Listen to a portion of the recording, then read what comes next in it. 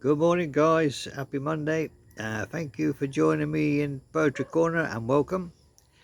Now we're going back to Sean Edwards' love story, The Day I Met Him, Chapter 5. We give him a day off yesterday to recharge our batteries, but now we're on Chapter 5, and this is the fireside evening. So let's read on, guys, and find out how the romance is blossoming. Several days had passed since the letter, each one stretched longer than the last. I walked when the weather allowed, though without expectation now, resolve. However fragile had replaced hope, I would not dwell upon a gentleman who may only have meant politeness. Yet the heart does not surrender so quietly. Even as I tried to occupy myself with reading and small household duties, my thoughts drifted to a voice in the morning air, a shared silence on a shaded path, a kindness that lingered still in memory. The late afternoon, the weather turned. A sudden wind swept through the valley, carrying with it a darkened sky. Rain began with a sharp patter against the window, and thunder rumbled far off like the warning of some ancient restless god. It was then a knock sounded at the door. So you got sound effects as well, guys. I expected a neighbour or a servant from the estate bringing some news from town, but when I opened the door I found him, Edward, his coat damp from rain, his hair wind-tossed, and his eyes bright with exertion and surprise. "Miss Harcourt," he said, breathing warmly, the chilled air between us. "Forgive the intrusion. I was caught in the storm, and your home was the nearest." He spoke with composure. A fear I lacked, my heart, treacherous thing, leapt at the sight of him, but I forced a steady tone. "You are welcome. Please come in at once." He stepped inside, the rain dripping from his coat. The scent of wet earth and cold air followed like a memory of a path we once shared. I led him to the sitting room and the fire, which had been but embers. We coaxed it back to life. Soon warmth filled the space, though another warmth, quieter and more uncertain, sat between us. He sat opposite me, hands outstretched towards the fire. "I had hoped," he began softly, "to see you sooner after my return.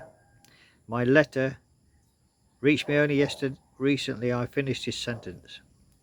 "I am sorry you were inconvenienced on my account." His faint line of concern crossed his brow. "Never so, but I feared you might think me negligent." There was a sincerity in his voice that pierced through doubt.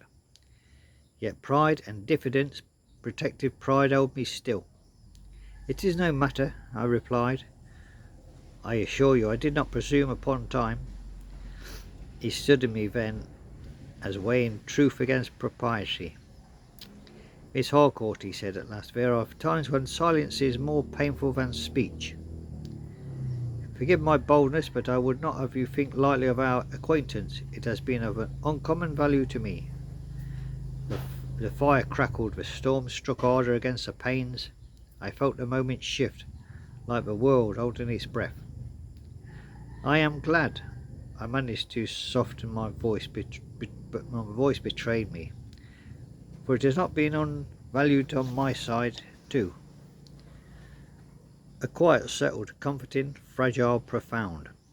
He looked into the fire, and in his unsteady glow his expression softened, touched by something I dared not name.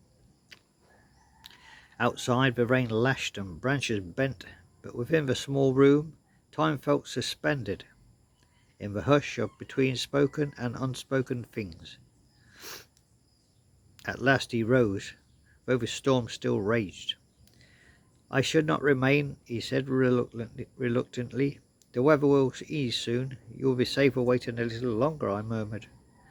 He hesitated just for a breath, and for a single instant it seemed he might stay.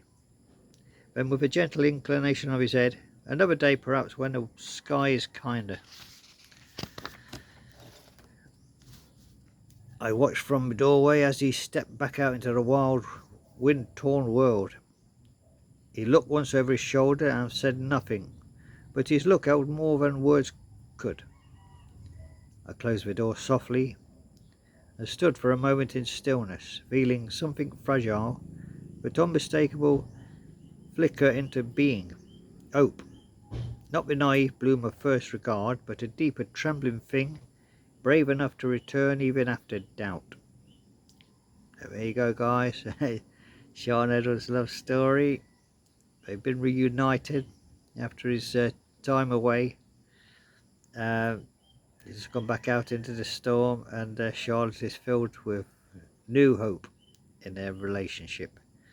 So join me tomorrow morning, Tuesday morning, guys, for chapter 6, the morning after, where Charlotte awakens to cautious wonder, and yet the world propriety begins to weigh upon their quiet bond. So let's see how they get on, guys, where the world is raising their eyebrows at their relationship.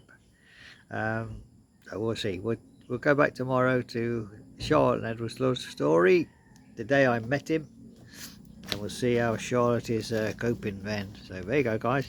But tonight, guys, you know where we're going, back to Topsy Tickle Town for chapter 51, where the chickens formed a cheerleading squad, the Mannocks. Mannock surprise. So join me this evening, guys, in Poetry Corner for chapter 51 of Topsy Tickle Town, when the chickens formed a cheerleading squad. So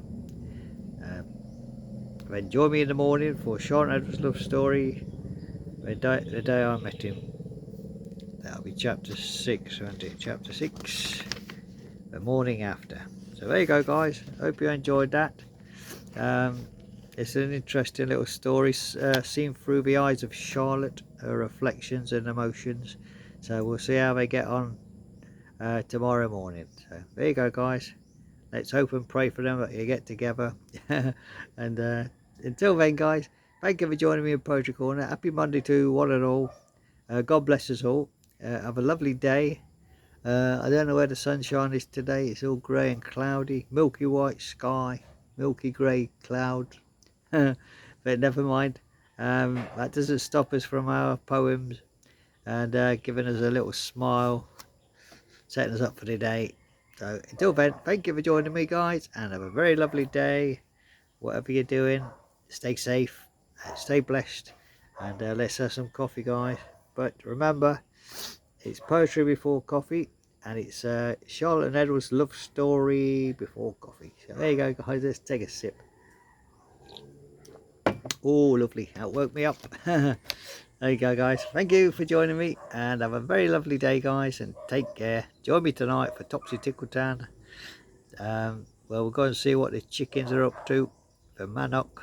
So there you go, guys. Join me tonight, and have a lovely day. Bye bye now.